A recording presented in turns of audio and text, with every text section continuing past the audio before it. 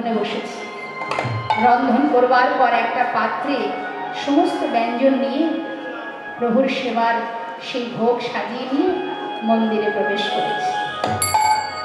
মন্দিরে প্রবেশ করে ডাকছে, গোপীনাথ, ও গোপীনাথ। জানো গোপীনাথ, আজ না বাবা ঘরে নেই। বাবা বলল যে তোমাকে সেবা আমায় দিতে হবে, তাই তো এসেছি। আমি কখনো রান্না করিনি, আজ তোমার জন্য রান্না করেছি। তাড়াতাড়ি এসে দেখি, খেয়ে নাও। আসছে না বাবা, আবার ডাকছে, ও গোপীনাথ এসো, দাঁড়িয়ে আছো যে, তাড়াতাড়ি এসে খেয়ে না। আমরাও তো সেবা দিই মা, আসে কি? আসছে না। রঘুনন্দন চিন্তা করছে কি হলো, আসছে না কেন, কি হলো? চারিদিকে তাকিয়ে তাকিয়ে দেখছে, হঠাৎ দেখছে দরজাটা খোলা। মনে মনে ভাবছে, হায় হায়, বাবা যখন অনেক গোপীনাথকে খেতে দেয় দরজাটা বন্ধ করে দেয়, আমার তো দরজা বন্ধ করা হয়নি। ও গোপীনাথ, দাঁড়া দাঁড়া দাঁড়া দাঁড়া। দরজাটা বন্ধ করে আবার ডাকছে, গোপীনাথ এসো, আজ তোমার জন্য আমি রান্না করেছি। আমার কি কষ্ট হয় না? কখন থেকে তোমায় ডাকছি। কি ভেবেছো তুমি আজ বাবা ঘরে নেই তাই তুমি আসবে না? তুমি যদি আজকে না খাও আমার বাবা আমাকে ধরে মারবে। এসো বলছি, তাড়াতাড়ি এসে খেয়ে নাও। আসছে না, কি হলো? ও গোপীনাথ, একবার এসে খেয়ে নাও। ডাকছি, গোপীনাথ।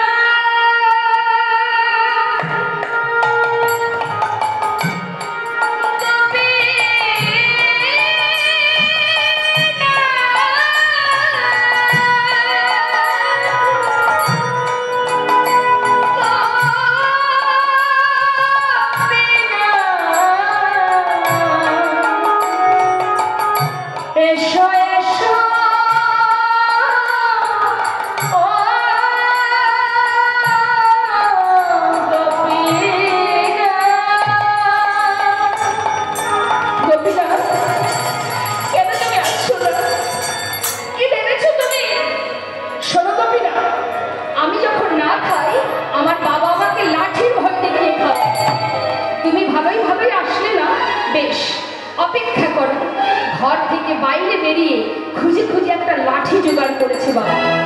লাঠিটা নিয়ে মন্দিরে প্রবেশ করে বলছে, গোপীনাথ যদি ভালোইভাবে আসতে চাও এসো, না হলে লাঠি দিয়ে আমি তোমাকে মেরে মেরে দিয়ে আসবো। আর প্রভু থাকতে পারছে না। কঠিন পাথরের মধ্যে মনে মনে প্রভু ভাবছে, ভক্ত আমাকে তুমি লাঠির ভয় দেখাচ্ছ। এতদিন এই ঘরে আছি, এমন করে কেউ আমায় ভালোবাসেনি। ঠিক আছে, পাথরের বিগ্রহ থেকে সচল মূর্তি ধারণ করেছে। আসলে এসে বসেছে। মনে মনে রঘুনন্দন বলছে, দেখিছ যে লাঠির ভয় দেখিয়েছি আর সেই চলে এসেছে। তাড়াতাড়ি খেয়ে নাও, তোমার জন্য রান্না করেছি। জানি না কেমন হয়েছে, একটু কষ্ট করে খেয়ে নাও, কাল বাবা এসে তোমায় খাওয়াবে। ভগবান একটুখানি প্রসাদ বদলে দেবে। মনে মনে বলছে, ভক্ত এতদিন এখানে আছি, এমন অমৃত এর আগে কখনো পাইনি। তুমি জানো না কেমন। সেবা করতে করতে প্রায় শেষ। রঘুনন্দন পাশে দাঁড়িয়ে চিন্তা করছে, হায় হায়, এখনো বাবা খাইনি, আমি খাইনি, সব খেয়ে নিচ্ছে। ছুটে গিয়ে হাতটা চেপে ধরেছে, গোপীনাথ তুমি কি বলো তো, আগে তো আসছিলে না, এসেছো বেশ, খাচ্ছ খাও, তাই বলে সব খেয়ে নেবে? এখনো যে আমি খাইনি, বাবা খাইনি। ভগবান বলছে, জানো ভক্ত, বহুদিন পর ভক্তের হাতে রান্না পেয়ে আমি যে সবার কথা ভুলে গেছি। ঠিক আছে, এই যতটুকু হাতে আছে এটুকু আমি তোমার জন্য রেখে গেলাম। আজ মন করে চলে গেল মা। বেশিটা ছিল না, যতটুকু ছিল সেটুকু নিজের সেবা করে পাত্রটা ধৌত করে তুলে রেখেছে। যত সময় মুকুন্দ দাস ঘরে ফিরেছে। কিরে গোপীনা, আহা রঘুনন্দন, সেবা দিয়েছিস তো? হ্যাঁ বাবা, তুমি চিন্তা করো না। বাবা এবার আমার একটু প্রসাদ দে। প্রসাদ? প্রসাদ তো নেই কেন? কোনো ভক্ত এসেছিল বুঝি? কেউ আসেনি, তোমার এই গোপীনা থেকে সব খেয়ে নিচ্ছিল। ভাগ্যের সামনে হাতটা চেপে ধরেছিলাম, আমার জন্য এতটুকু রেখেছিল সেটুকু আমি খেয়ে নিয়েছি। কি বললি? গোপীনাথ খেয়েছে? যে কখনো কোনোদিন খায় না, আজ খেলো? নিশ্চয়ই আমার পুত্র মিথ্যা কথা বলছে। সে তো পাথরের বিগ্রহ, সে তো কথা বলতে জানে না। আমার পুত্র মিথ্যা কথা বলছে, ও নিজে খেয়ে ওই বিগ্রহের নামে দোষ দিচ্ছে। মনের সন্দেহটা মনেই থেকে গেল বাবা। পরের দিন সকাল হতে না হতেই বলছি, জানিস রঘুনন্দন, তুই তো ভালো সেবা দিতে শিখেছিস বাবা। হ্যাঁ রে, আজও না আমাকে একটু গ্রামে যেতে হবে। তা তুই এক কাজ কর, আজ আর রান্না করতে হবে না। গোপীনাথ তো নাড়ু খেতে ভালোবাসে, ওর জন্য নাড়ু তৈরি করে রেখেছি। তুই একটু নাড়ুটা সেবাই দিয়ে দিস, আমি চললাম গ্রামের কাজে। ঠিক আছে বাবা, তুমি চিন্তা করো না। ও বাবা, আজ কিন্তু মুকুন্দ দাস বাইরে যায়নি। কি করেছে? মন্দিরের পিছনে গিয়ে দেয়ালে কান পেতে আছে। মন্দিরের দেয়ালে কান পেতে আছে, মনে মনে ভাবছে যে আজ আমি শুনতে চাই যে আমার পুত্র যখন সেবা দিতে যাবে মন্দিরে, আমার পুত্র ছাড়া আর কারোর কণ্ঠ শোনা যায় কি। এদিকে নাড়ু পাত্রে সাজিয়ে নিয়ে মন্দিরে প্রবেশ করে ডাকছে, গোপীনাথ, ও গোপীনাথ, আমাকে চিনতে পারছো তো? সেই যে কাল এসেছিল, আজও এসেছি। আজ কিন্তু আর ডাকতে পারবো না, তাড়াতাড়ি এসে খেয়ে। ভগবান বলছে, ভক্ত, যদি কোনো ভক্ত আমাকে ডাকার মতো ডাকতে পারে, আর সেই ডাক যদি একবার আমার কর্ণে পৌঁছায়, জনম জনম আমি তাকে ভুলি না। তোমাকে আর ডাকতে হবে না, এই তো আমি চলে এসেছি। পাতা আসনে বসে একটা নাড়ু নিয়ে বদলে দিতে যাবে, রঘুনন্দন পাশে দাঁড়িয়ে চিন্তা করছে, কালকের মতো যদি দাঁড়িয়ে থাকি হয়তো একটা একটা করে সব খেয়ে নেবে, তার হতে দেব না। আজ ও খাবে, আমিও আমার ভাগেরটা খাবো। এই বলে একটা নাড়ু তুলে দিয়েছে। বদলে দিয়েছে মা, অর্ধেকটা খেয়েছে। অর্ধেকটা খাবার পর যেই না ভালো লেগেছে, সঙ্গে সঙ্গে আর বাকি এঠো অর্ধেক নাড়ু কানাইয়ের বদনের সম্মুখে ধরেছে। গোপীনাথের মুখের কাছে ধরে বলছি, গোপীনাথ, খেয়ে দেখো, আমার বাবা করেছে, কত সুন্দর হয়েছে, খেয়ে দেখো। ভগবান নয়নের জলে মুখ ভাসিয়ে কাঁদছে। ভক্ত, তোমার এঠো নাড়ু আমার বদলে দিতে তোমার এতটুকু দ্বিধা হয়েছে? তোমার উচ্ছিষ্ট আমাকে দিচ্ছ, তার জন্য তোমার মনে সংকোচ হচ্ছে না? এত ভক্তি তোমার। তার চোখে জল দেখে রঘুনন্দন বলছি, বুঝেছি বুঝেছি গোপীনাথ, কি জানো তো, আমার এঠো বলে তাই তুমি কাঁদছো। আসলে আমার তো ভালো লেগেছে, তাই আমি তোমায় দিচ্ছিলাম। ঠিক আছে, তুমি খেয়ে বা। প্রভু বলছে, জানো ভক্ত, তুমি যে এঠো নাড়ুটা আমাকে দিচ্ছ সেই জন্য আমি কাঁদছি না। তাহলে কাঁদছো কেন? তুমি যদি তোমার এঠো নাড়ুটা আমাকে খাওয়াতে পারো, আমি কি আমার প্রসাদী নাড়ুটা তোমায় খাওয়াতে পারি? তাহলে তুমি আমায় খাইয়ে দাও, আমি তোমায় খাইয়ে দিই। ভগবান তার প্রসাদী নাড়ু দিচ্ছে ভক্তের বদলে, আর ভক্ত দিচ্ছে ভগবানের বদলে।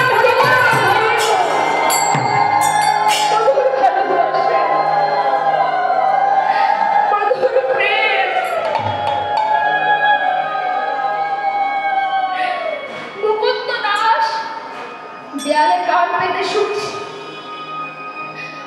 আমার সন্তান ছাড়া আরো যেন কার কণ্ঠ শোনা যায়। কেউ ছুটে গিয়ে উৎসাহ মাত্রই অর্ধনাড়ু হাতে নিয়ে সঙ্গে সঙ্গে প্রভু আমার বিগ্রহে মিলিত হলেন। ও মা, সে এতদিন ভালোবেসেছে নিজের পাথরের বিগ্রহ ভেবে, আর সন্তান ভালোবেসেছে নিজের জন ভেবে। সে ভেবেছে আমি যেমন আমার বাবার সন্তান, গোপীনাথ আমার বাবার একটি সন্তান। তাই তো সে দেখা পেল, আজ মুকুন্দ পেল না মা।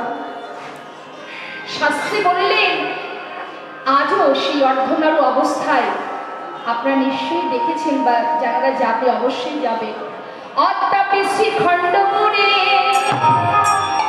অর্ধনাড়ু আছে করে। দেখেন যত ভাগ্যবান জনে, শ্রী রঘুনন্দনে যে অভিন্ন মদন সেই উদ্ধব দাস রসন, সেই নাড়ু হাতে আজও আছে সেই বিগ্রহ মাগো। তাই যদি ডাকার মতো কেউ ডাকে, ভগবান বললেন তার ডাক যদি আমি শুনতে পাই, জনমে জনমে আমি আর তাকে ভুলি না। তাই মহাজন বললেন, সুদামা তুমি নিশ্চিন্তে বসে থাকো, তোমার কোনো ভয় নেই। আর সুদামাকে কাঁধে করে নিয়ে আমার গোবিন্দ যাচ্ছে, আর বলছে, সুদামা যেভাবে বসেছিস ভাই, তুই তো পড়ে যাবি, এক কাজ কর, তোর ওই চরণটা আমার সামনে দে। চরণ মানে তোর পা দুটো চেপে ধরে যদি আমি দৌড়াই, আর তো তুই পড়বি না। তাড়াতাড়ি করে পিছনে চরণটা সামনে দিয়েছে, বুকের মধ্যে চেপে ধরে গোবিন্দ মনে মনে সেবা দিচ্ছে আর যাচ্ছে। সুদামারে লইয়া কাঁধে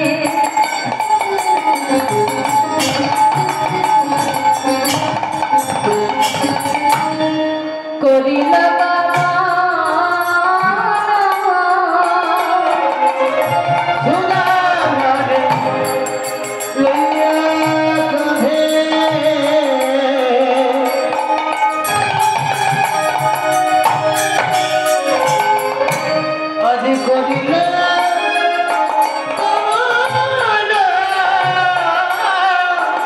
একটা পক্ষ আমরা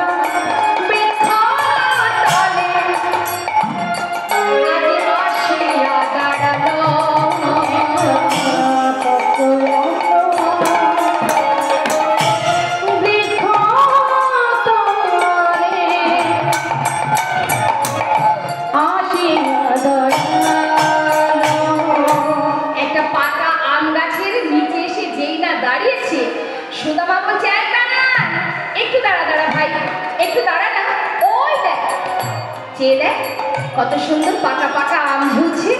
এই ভাই, একটা আম পারবো, তুই আমি দুইজনে খাবো, তারপরে আবার যাবো।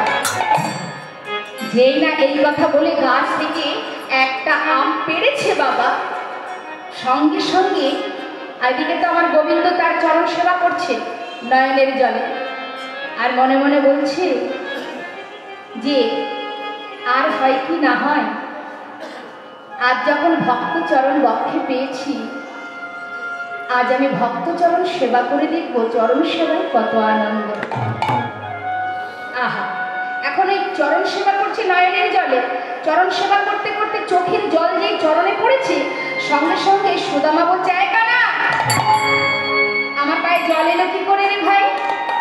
কানাই তো বড় চতুর মা, বলছে, জানিস সুদামা, ওই যে তুই গাছ থেকে আম পেড়েছিস, গাছের ডালটা নড়ে উঠেছে, নিশ্চয়ই ওই গাছের কোনো পাতা থেকে জল পড়েছে তোর পা। সুদামা বলছে, সে কথা তো ঠিকই বলেছিস ভাই, আচ্ছা আমাকে একটু নামিয়ে দে তো। যেই না নিচে নামিয়ে দিয়েছে মা, ভাই কানার বদন পানে চেয়ে দেখছে, ভাই কানাই কাঁদছে। কানাই, তুই কাঁদছিস ভাই? কেন কেন কাঁদছিস তুই? বুঝেছি, আমাকে কাঁধে নিয়ে তোর বুঝি খুব কষ্ট হচ্ছে। হ্যাঁ রে ভাই, তুই কি জানিস না, এই বৃন্দাবনে যত কষ্ট যত দুঃখই আসুক না কেন জীবনে, তাতে আমাদের কোনো কষ্ট হয় না, কিন্তু তোর চোখে জল দেখলে তো সইতে পারি না ভাই। তুই কাঁদছিস কেন? তুই কাঁদিস না ভাই। মা, ভাই কানার সামনে দাঁড়িয়ে সেই পাকা আমটা নিয়ে বলছে, কানাই, ওরে কানাই রে, আমার বহুদিনের স্বাদ আছে,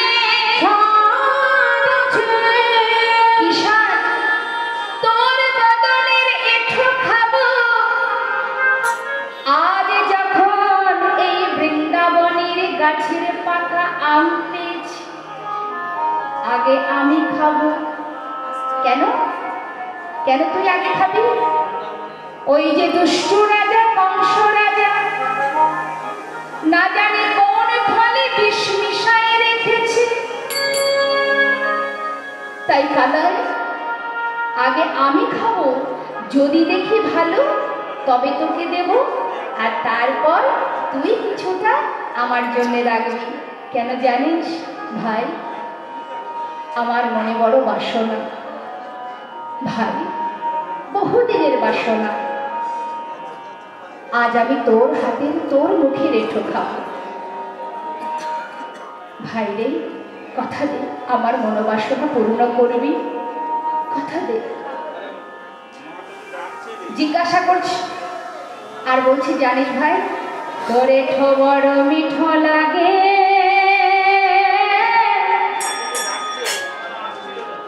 ভাই রে কানা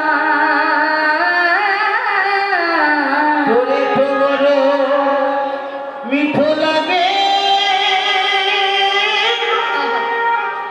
ভাই রে কানা। তোর এঠো বড় মিঠো লাগে, ভাই রে কানা। ভাই তোর বদনের এঠো যে বড় মিঠো, আমার যে বহুদিনের স্বাদ তোর বদনের এঠো খাবো। কানাই বলছে, হ্যাঁ রে, তুই যে নিজে খেয়ে আমাকে দিবি, আবার তারপরে তোকে আবার দিতে হবে। কেন? আর আমার বদনে মিঠো হয় কি করে? আমার মুখটা মিষ্টি কি করে হয়? বলি গাছের ফলটা মিষ্টি না আমার মুখটা মিষ্টি, বল। বলছে, ভাই গাছে যখন কোনো পাকা একটি আম থাকে বা যে কোনো ফল যদি গাছে পেকে যায়, সেই পাকা ফলটি যেমন মিষ্টি, তারপরে যদি কোনো পাখিতে এসে সেটা সেবা করে, সেই ফলটা আরো মিষ্টি হয়, তাই না মা? কোনো একটা ফল গাছে পাকা কোনো ফলে যদি কোনো পাখি এসে খায়, দেখবেন সেটা আরো মিষ্টি হয়ে যায়। হ্যাঁ, তাই বলছে ভাই রে, হ্যাঁ রে ভাই, ওরা না অধরা মাঝে না জানে কি সুধা আছে। হরি হরি বল, হরি বল। অধর মাঝে আদি না জানি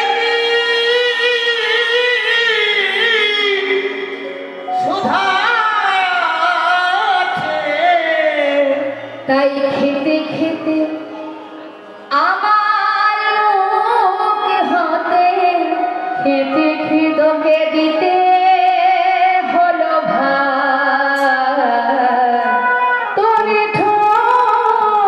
নিতাই গৌর হরি মিঠো লাগে,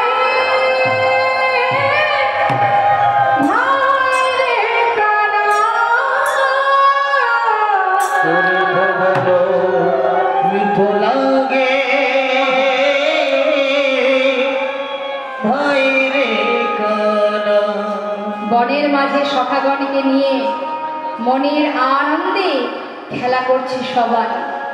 কৃষ্ণচন্দ্র বলছে, দেখ ভাই, আমি যে নিজে খেয়ে তোর জন্য রাখবো, তোকে দেব, শুধু শুধু তো দেব না, তার বিনিময়ে তুই কি দিবি? সুদামা বলছে, তুই নিবি ভাই, এই দেখ আমার অঙ্গে যে অলংকারগুলো আছে আমার মা পরিয়ে দিয়েছিল, এগুলো সব তুই নিয়ে নে, কিন্তু তোর ওই এঠো আমায় একটু দে ভাই। এই উপহার নাও তুমি খাইয়া আমাকে দাও। এই উপহার নাই, তুমি খাইয়া আমাকে দাও। ওগো এ দাস ও ধাবে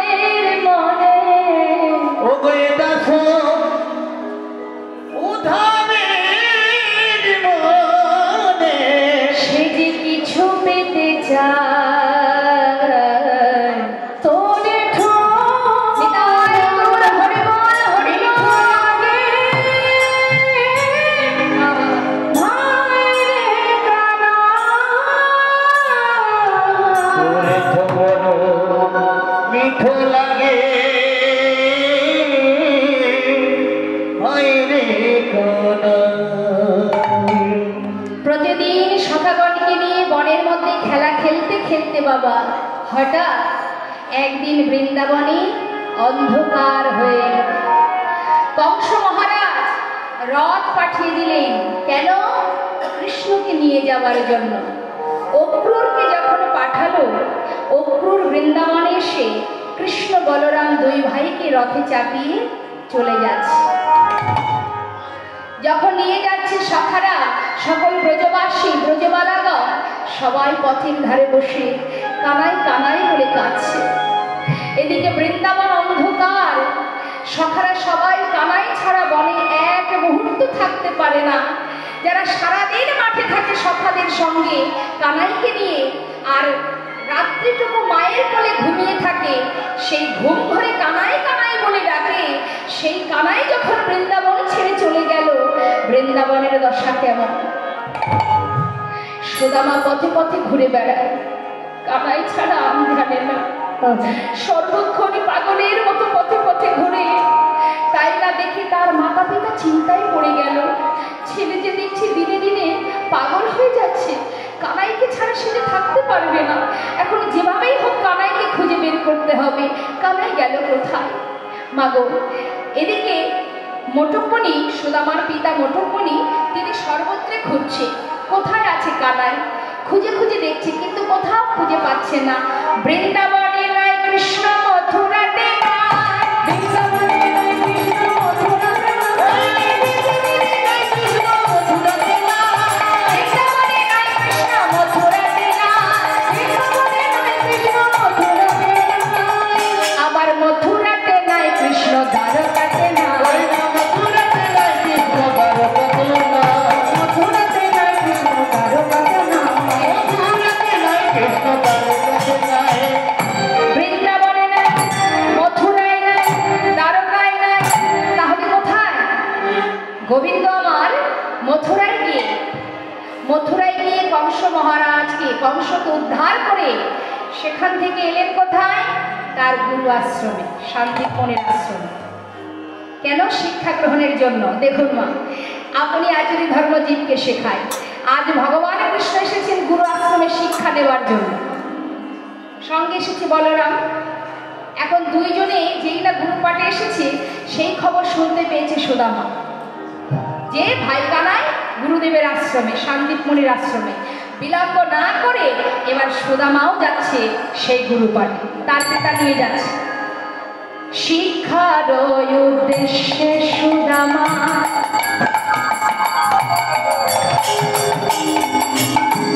তথায় আসিল,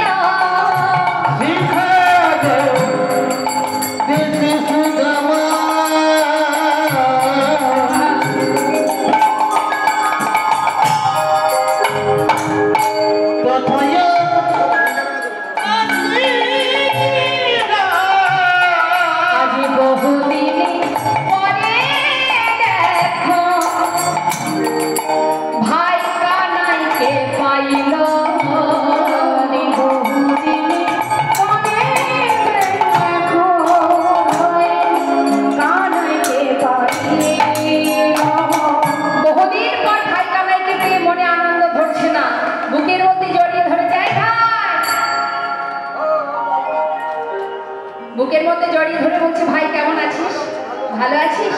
জড়িয়ে ধরে একে অপরকে জিজ্ঞাসা করছে। মহাজন বললেন দেখো দেখো, আজ সবাই মিলে যখন গুরু আশ্রমে এসেছে, পাঠশালা আছে গুরুদেবের, পাঠশালায় বসেছে, এমন সময় গুরুদেব এসে উপস্থিত। আমার এই পাঠশালায় 3 জন নতুন ছাত্র ঢুকেছে শুনলাম, 3টে নতুন ছাত্র ঢুকেছে, ভর্তি হয়েছে। হ্যাঁ শুনলাম। তা কই সেই 3 জন কই? হাত তোলো দেখি। আমি গুরুদেব। আর আমি 3 জন। আচ্ছা তোমার নাম কি?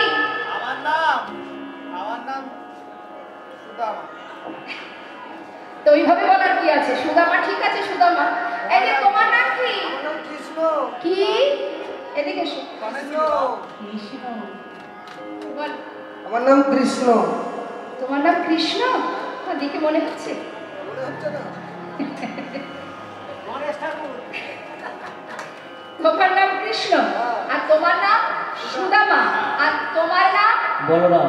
বেশ, তাহলে তোমরা আমার এই পাঠশালায় নতুন ভর্তি হয়েছো। তা বলো কে কি শিক্ষা নেবে? এই যে বলরাম, বলো তুমি কি শিক্ষা নেবে? গুরুদেব, আমি তো শিক্ষা নিতে চাই ওই ধনুর্বাণ। ও, তুমি হাতে মারামারি করবে? হ্যাঁ, হাতে চালাবো। বেশ, হাতে চালাবে, ঠিক আছে, তাই হবে। ধনুর্বিদ্যা শিখবে। আর তুমি এদিকে এসো। কি যেন তোমার নাম? কৃষ্ণ। তা বলো দেখি তুমি কি শিখবে? আমি গুরুদেব এই রাজনীতি শিখবো। রাজনীতি শিখবে? বলছি গুরুদেব, আমি ওই ধনুর্বিদ্যাও শিখবো না, হ্যাঁ বেদবিদ্যাও শিখবো না, আমি রাজনীতি শিখবো। খুব ভালো কথা। আর তুমি কি শিখবে? আমি গুরুদেব বেদ পাঠ শিখবো। তুমি বেদ পাঠ শিখবে? কিন্তু বেদ পাঠ শিখতে গেলে তার মধ্যে 9টা গুণ থাকার দরকার হয়। তাই গৌর হরি, সেই 9টি গুণের অধিকারী যদি তুমি হতে পারো তবেই তোমাকে সেই শিক্ষা দেওয়া হয়। বেদ অধ্যয়ন করলে কি হয় মা? বেদ অধ্যয়ন করলে তো ব্রাহ্মণ হওয়া যায় না। হ্যাঁ, ব্রাহ্মণ হতে গেলে যাদের মধ্যে ব্রহ্মত্ব জ্ঞান আছে সেই তো ব্রাহ্মণ। আপনিও ব্রাহ্মণ হতে পারেন, আমিও হতে পারি, যদি ব্রহ্মত্ব জ্ঞান অর্জন করা যায়। জন্ম জায়তে শূদ্র। আপনি ব্রাহ্মণের সন্তান বলেই যে আপনি ব্রাহ্মণ তা নয়।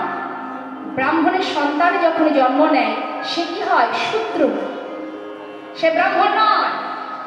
আর সংস্কারে না দ্বিজ, অর্থাৎ যখন তোমার উপনয়ন হবে তখন তোমার নাম হবে দ্বিজ, অর্থাৎ দুটো জনম পেলে তুমি। বেদ পাঠে বিপ্র, তোমার মধ্যে যখন বেদ অধ্যয়ন বেদ শিক্ষা তুমি পাবে তখন হবে তুমি বিপ্র, ব্রাহ্মণ নয়। আর ব্রহ্মজারন্তি ব্রাহ্মণ। তা ব্রাহ্মণের এই যে গলায় যে পইতে থাকে তাতে কটা সুতো থাকে মা? 9টা। তার মানে কি সুতো শুধু মনে করবেন না যে সুতোটা আলাদা কিছু। এই 9টি সুতো মানে 9টা গুণ তোমার মধ্যে আছে কিনা সেটা তোমাকে বারবার স্মরণ করিয়ে দেবে। কি কি 9টা গুণ? কি কি? ভালো করে গুনবে। সম, দম, তপ, শৌচ, ক্ষান্তি, আর্জবৎ, জ্ঞান, বিশেষ জ্ঞান, আস্তিকা। এই 9টা গুণ। সম, দেখুন ব্রাহ্মণের স্বভাবটা কেমন হতে হবে। সম অর্থাৎ সরলতম, সম। আর দম অর্থাৎ দমন করবার ক্ষমতা। হ্যাঁ, দমন করবার ক্ষমতা থাকতে হবে। তপ অর্থাৎ তপস্যা করবার মতো তোমার শক্তি থাকতে হবে।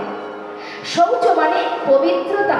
তুমি ওপরে সাবান মাখলে, উপরে আমাদের গায়ের রং পরিষ্কার হলো, নোংরা চলে গেল, কিন্তু ভিতরটা পরিষ্কার করতে হবে। আর আস্তিকা সরলতা। আর কি বললেন? বললেন জ্ঞান। জ্ঞান মানে তোমার মধ্যে, তুমি যদি ব্রাহ্মণ হও তাহলে তোমার মধ্যে শিক্ষা থাকতে হবে। শিক্ষা ছাড়া ব্রাহ্মণ হওয়া যাবে না, কারণ অনেক শাস্ত্র অধ্যয়ন করতে হয় তো, পাণ্ডিত্য থাকতে হবে। তাহলে কি বললেন? জ্ঞান, বিশেষ জ্ঞান এবং আস্তিকা।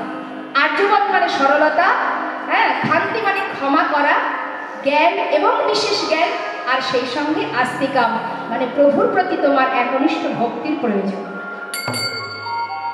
এই 9টা গুণ যদি তোমার মধ্যে থাকে তবেই তুমি ব্রাহ্মণ হতে পারবে। এখন গুরুদেব তো সবাইকে নিয়ে শিক্ষা দিচ্ছে আশ্রমে। শিক্ষা দিতে দিতে বেশ অনেক দিন হয়ে গেল। এমন সময় গুরুমা বলছে, হ্যাঁ রে, গুরুমা একটু সুদামাকে বেশি ভালোবাসে মা, কানাইকে একটু কম ভালোবাসে। কারণ কানাই একটু চুরি করে খেতে ভালোবাসে, তো মাঝে মধ্যে চুরি করে খায়, দুষ্টুমি করে, তাই মা একটু সুদামাকে খুব ভালোবাসে। আর সুদামা যেহেতু বিদ্যা অধ্যয়ন করতো, বেদ অধ্যয়ন করতো, তাই সুদামা মুখে কখনো মিথ্যা কথা বলতো না, তাই গুরুমা তাকে বেশি ভালোবাসতো।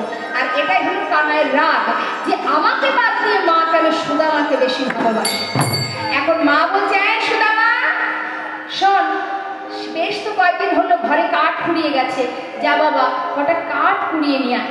সুদামার কাছে কিছু ভিজে ছোলা আঁচলে বেঁধে দিয়েছে, দিয়ে বলেছে কানাইকে সঙ্গে করে নিয়ে যা, দুইজনে ভাগ করে সমানভাবে ভাগ করে খাস।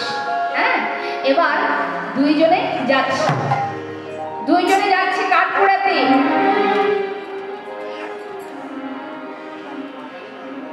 কাঠ কুড়াতে যাচ্ছে বনের মাঝে।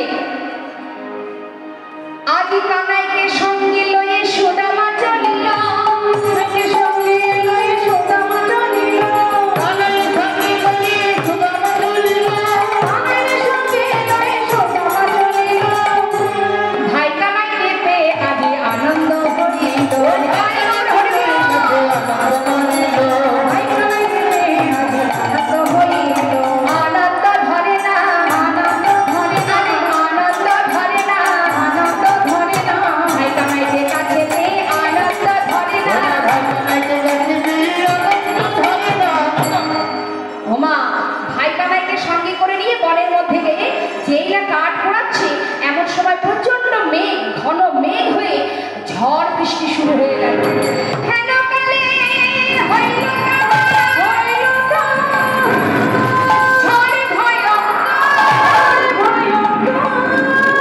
চারিদিকে ভরিল ঘনয় অন্ধকার, চারিদিকে ঝড় বৃষ্টি। সুদামাকে ডাকছে, সুদামা, সুদামা, সুদামা। প্রচন্ড বৃষ্টি, একে অপরকে জড়িয়ে ধরেছে। সুদামা বলছে, চিন্তা করিস না কানাই, আমি তো আছি, তোর কোনো ভয় নেই। যত সময় আমি আছি তোর অঙ্গে এতটুকু আঁচড় আমি লাগতে দেব না। সুদামাকে সঙ্গে করে নিয়ে ভাই কানাই দুইজনে একটা গাছে গিয়ে বসেছে। ঝড় হচ্ছে, গাছের ডালে দুইজনে বসে আছে, সুদামা উপরে আর ভাই কানাই নিচে।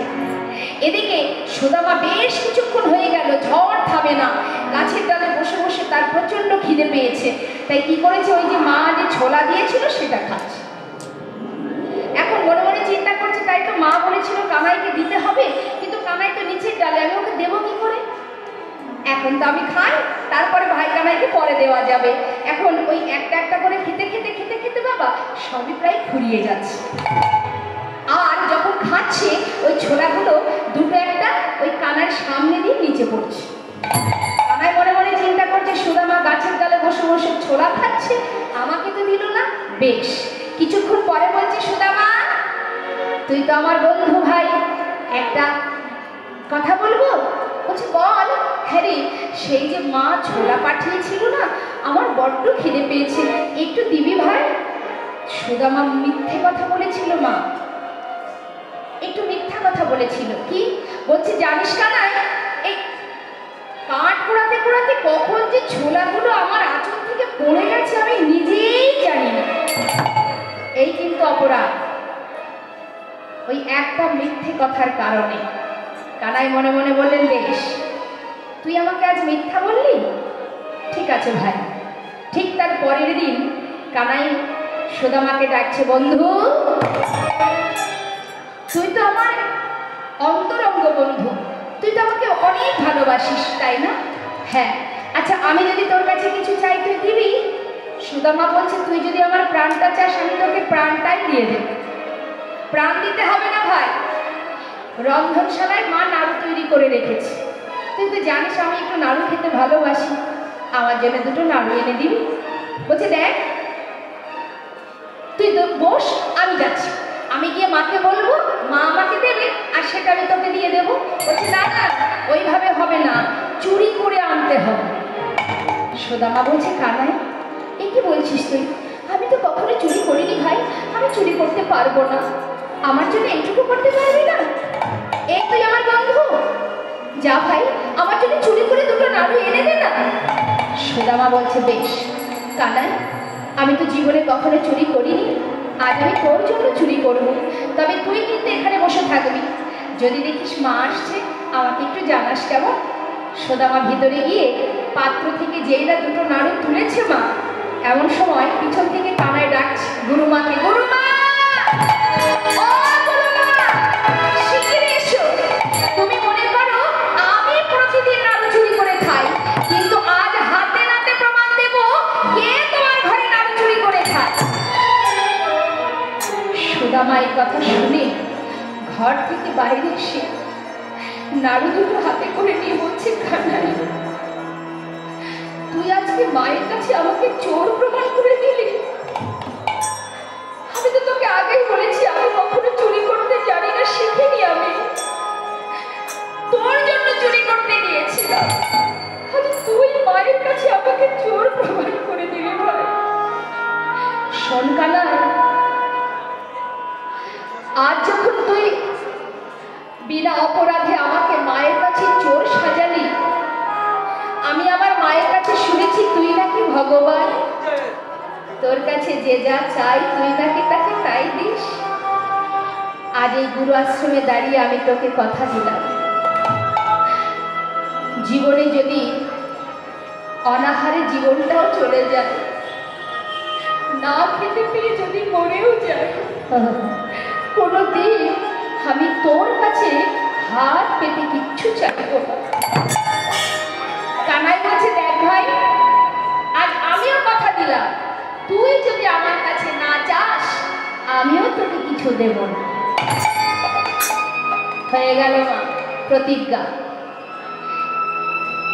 কয়েকদিন পরে গুরুদেব যার যার ঘরে তাকে তাকে পাঠিয়ে দিলেন, বললেন তোমাদের শিক্ষা সম্পূর্ণ হয়েছে, এবার তোমরা নিজ নিজ ঘরে চলে যাও। ভগবান কৃষ্ণচন্দ্র গুরু পাঠ থেকে এসে চলে গেল দ্বারকায়, দ্বারকায় গিয়ে রাজা হলো। আর এদিকে সুদামা পাণ্ডিত্য অর্জন করে যখন ঘরে ফিরল, বাবার গর্বে বুকটা ভরে যায়। সবাইকে ডেকে ডেকে বলে, দেখো দেখো আমার ছেলের মতো এত বড় পণ্ডিত এই গ্রামে আর কারোর ছেলের হয়। বলতে পারো আমার ছেলে পাণ্ডিত্য অর্জন করেছে, এত বড় পণ্ডিত আর কারো ছেলে হয়েছে? আছে আমার ছেলের মতো পণ্ডিত? বাবার মনটা গর্বে ভরে যায়। ছেলের পরিপূর্ণ যৌবন বয়স হলো, বিবাহ দিতে হবে। সুকন্যার সন্ধান করে শুভ দিন দেখে ছেলের বিবাহ দিল মা। বড় আনন্দ, গুরুধ্বনি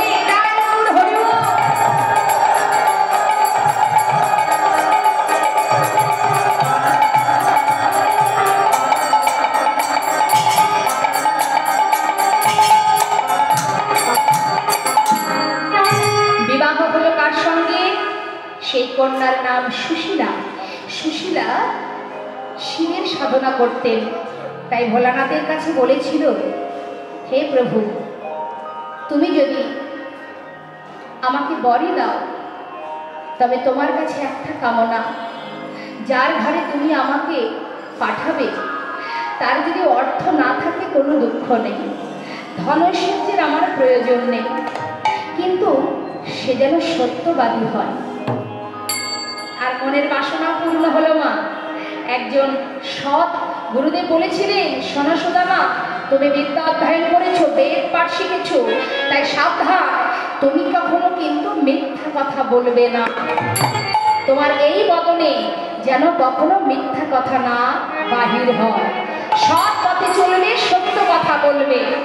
তাই মা আজ তার স্বামীকে পেয়ে সুশীলা বড় গর্বিত বোধ মনে করে। এইভাবে মনের আনন্দে দিন যায়। বেশ কয়েক বছর যাবার পর সুদামার মাতা পিতা পরলোক গমন করল।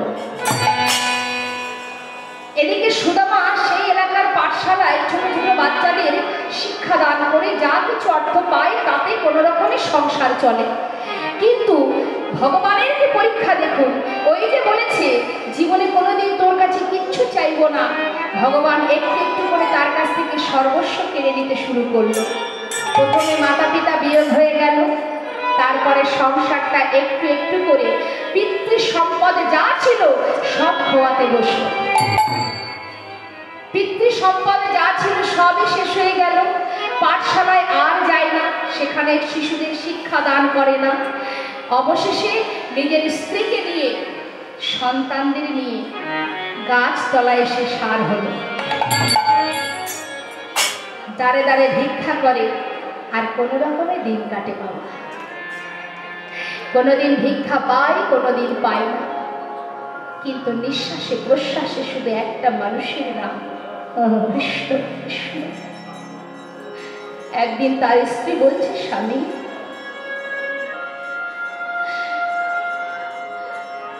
যার নাম তুমি নিঃশ্বাসে প্রশ্বাসে জপ করো,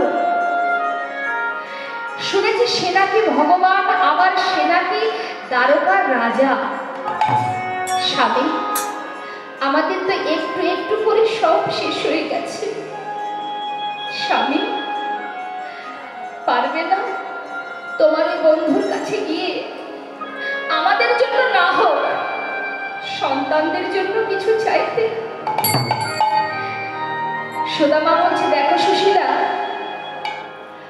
আজ এত বছর হয়ে গেল তার সঙ্গে আমার দেখা হয় না, কিন্তু আজ আমি বন্ধু হয়ে অসহায় হয়েছি বলে তার কাছে হাত পেতে চাইব কেমন করে। আর কখনো তুমি এই কথাটা বলবে না সুশীলা। সুশীলা বলছে, স্বামী ঠিক আছে, কারোর জন্য কিছু চাইতে হবে না, কিন্তু স্বামী তোমার তো মনে এত কষ্ট, এত যন্ত্রণা তোমার। সুশীলার পরনে একটা মাত্র বস্ত্র না, তার সমস্ত জায়গায় ছেঁড়া। সন্তানগুলোর পরনে কোনো বস্ত্র নেই, গাছের তলায় আশ্রয় নিয়েছে। কোনোদিন ভিক্ষা না পেলে সেই রাত্রে শুধু মুখে কৃষ্ণ কৃষ্ণ কৃষ্ণ বলে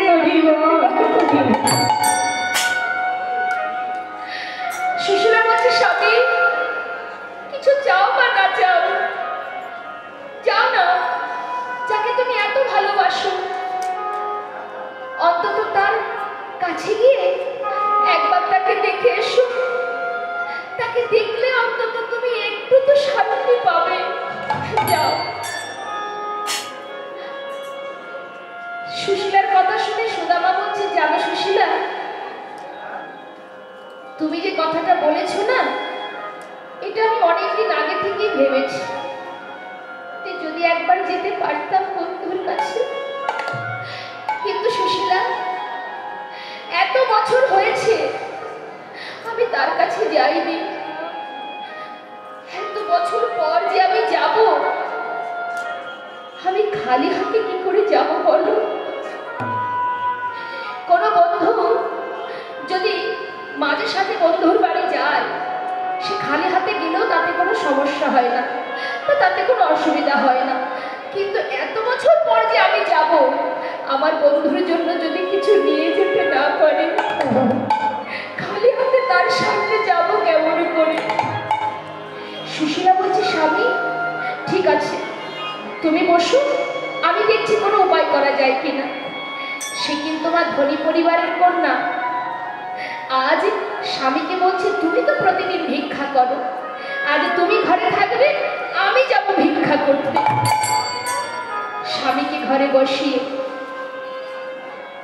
সেই সুশীলা জীবনে কখনো ভিক্ষায় যায়নি বাবা, আজ আঁচল পেতে দাঁড়ে দাঁড়ে ভিক্ষা করছে।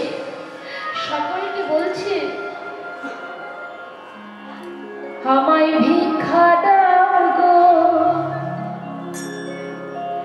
নগরবাসী, ভিক্ষা দাও তোমরা ভিক্ষা দাও গো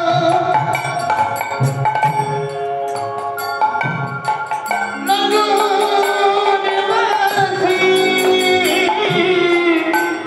ভিক্ষা দাও আমায়, তোমরা ভিক্ষা দাও গো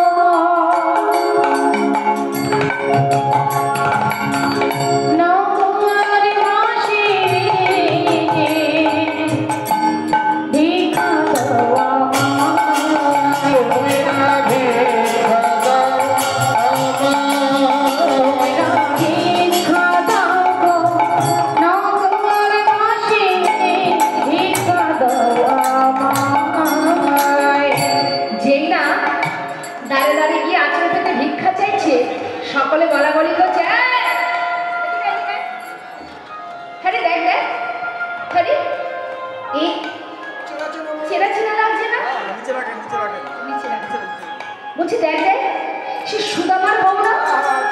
দেখেছো কাণ্ড, নিজে দাঁড়ে দাঁড়ে ভিক্ষা করে বোধহয় কিছু পায় না, তাই আজকে বউটাকে পথে নামিয়ে দিয়েছে। এই যে এ বাড়ি হবে না, অন্য বাড়ি যা। আবার পাশের বাড়িতে গিয়ে বলছে, আমায় ভিক্ষা দাও গো, নগর বাসী ভিক্ষা। বাবা এখন উঠে আসবেন না, এখন নয়,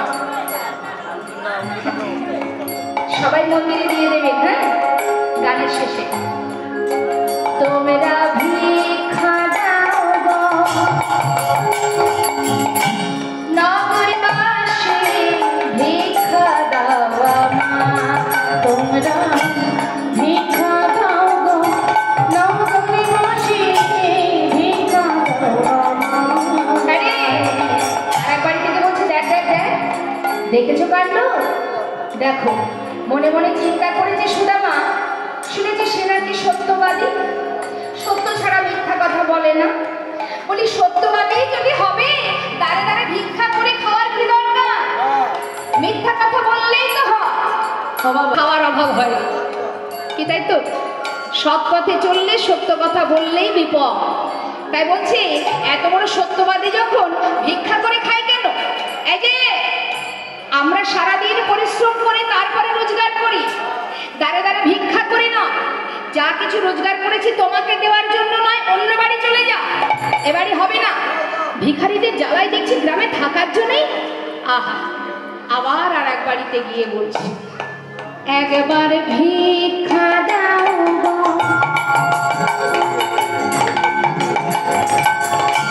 নগরবাসী ভিক্ষা দাও আমার, তোমরা ভিক্ষা দাও গো, নগরবাসী ভিক্ষা দাও আমার। বলে যতই তুমি যাই করো না কেন, যত বড়ই পাত্র আনো না কেন, এক শাশুড়ি বলি প্রতিদিন বৌমাকে মাত্র 2 মুষ্টি করে খেতে দেয়। এখন বৌমা মনে মনে চিন্তা করে যে তাই তো, আমি মনে হয় ছোট পাত্র নিয়ে যাই, তাই আমাকে 2 মুষ্টি করে খেতে দেয়, আর একটা বড় পাত্র নিয়ে যাব, যদি কিছু বেশি দেয়। এখন সেই বড় পাত্র নিয়ে যেই না গেছে, তখন শাশুড়ি মনে মনে বলছে,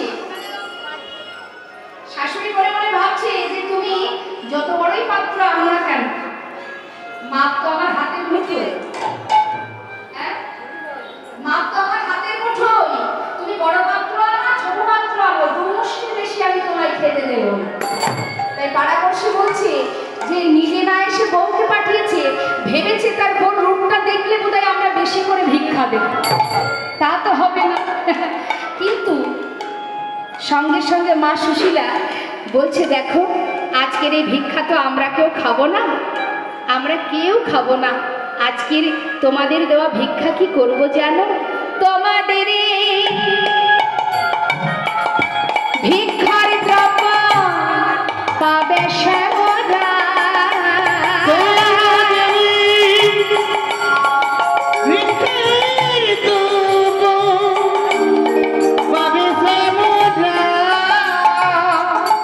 ভিক্ষা দাও আমার, ভিক্ষা দাও আমার, ভিক্ষা দাও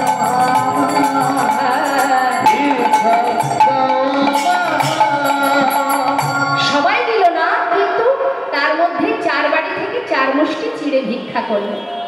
4 মুষ্টি চিড়ে যেই না বলেছে তোমাদের ভিক্ষা পাবে শ্যামরাই, মনে মনে চিন্তা করলেন যারা ভক্তি জগতের মানুষ, তারা ভাবলেন কি যে যদি এই 1 মুষ্টি চিড়ে যদি গোবিন্দ সেবায় লেগে যায়, বলা যায় যে সত্যবাদী সুদামা তার স্ত্রী, নিশ্চয়ই সে মিথ্যা কথা বলবে না। তাই 1 মুষ্টি করে 4 বাড়ি থেকে 4 মুষ্টি চিড়ে ভিক্ষা করেছে। ভিক্ষা করে ঘরে এসে সুন্দর করে সেই চিড়েটুকু নিয়ে নিজের পরনে যে বসন আছে মা, তাই সেই বসনের কিছুটা অংশ ছিঁড়ে তার মধ্যে চিড়েগুলো দিয়ে স্বামীর হাতে দিয়েছে। স্বামী সেই চিড়েটা নিয়ে, চিড়ের পটলিটা নিয়ে চললেন। বলছে জানো সুশীলা, বহুদিন পর আজ চলেছি বন্ধুকে দেখতে। যাও স্বামী, একটু হলেও তো সুখ পাবে। আজকের এই চিড়ে একটা দানাও তুমিও খাবে না, আমরাও খাবো না, শুধুমাত্র তোমার বন্ধুর জন্য। যাও, নিয়ে যাও। সেই চুরির পুটুলিটা নিয়ে যাচ্ছে পথ দিয়ে, কানাইকে ডাকতে ডাকতে চলেছে। পায়ে কিন্তু বাবা খালি জুতো নেই, খালি পায়ে যাচ্ছে সেই দ্বারকায় ভাই কানাইকে দেখতে, আর ডাকছে, একবার দেখা দে রে ভাই কানাইয়া, দেখা দে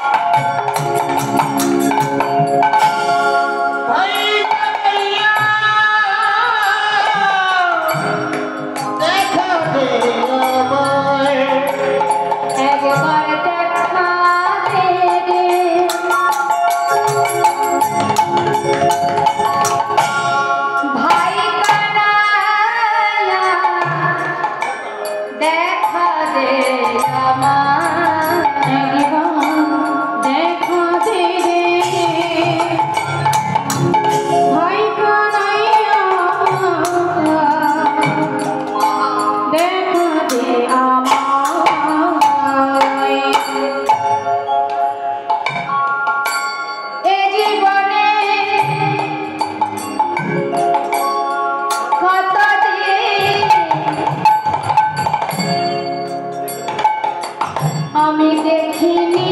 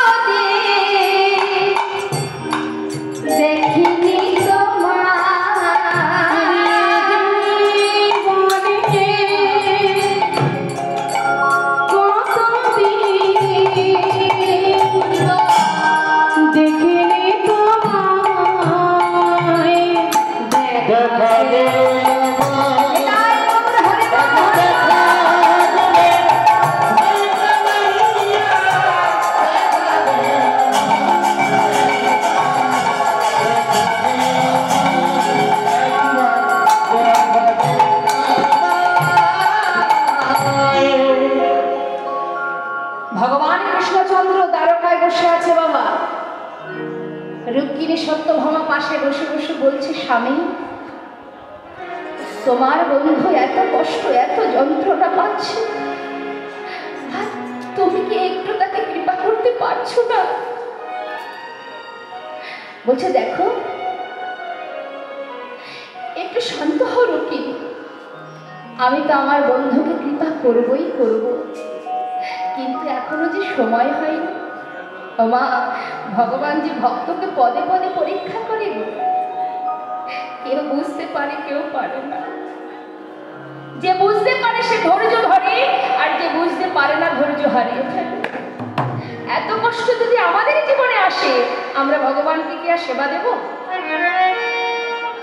একটু যদি ছেলে মেয়েরা কষ্ট দেয়, সংসার থেকে যদি একটু কষ্ট পাই, আমরা কি বলি প্রভুকে, তোমাকে এত ডাকি এত সেবা দিই এত ভালোবাসি, তুমি কেন আমায় এত কষ্ট দিচ্ছ?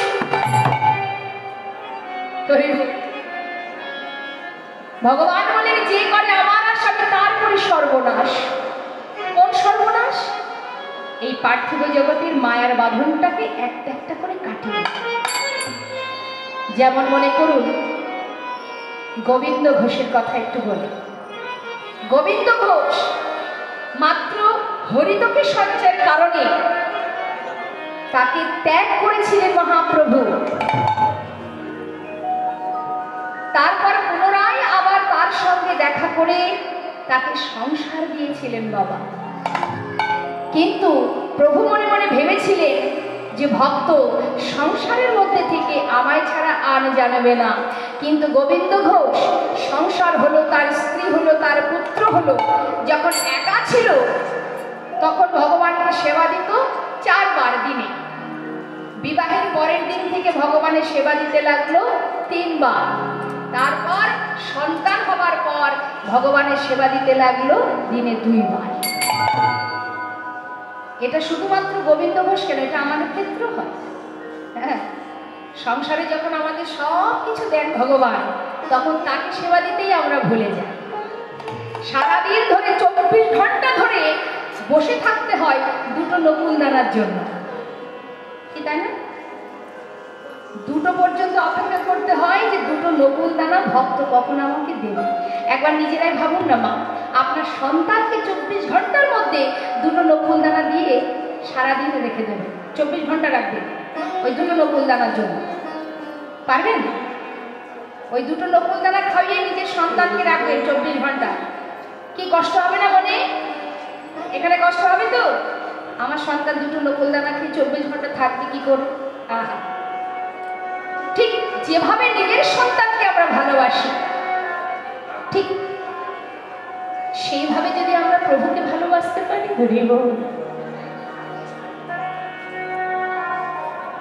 शास्त्री बोली दुख पर से हरि भजे सुख न भजे कोई, सुख में जे हरि भजे दुख कहाँ से है गे बलुआ।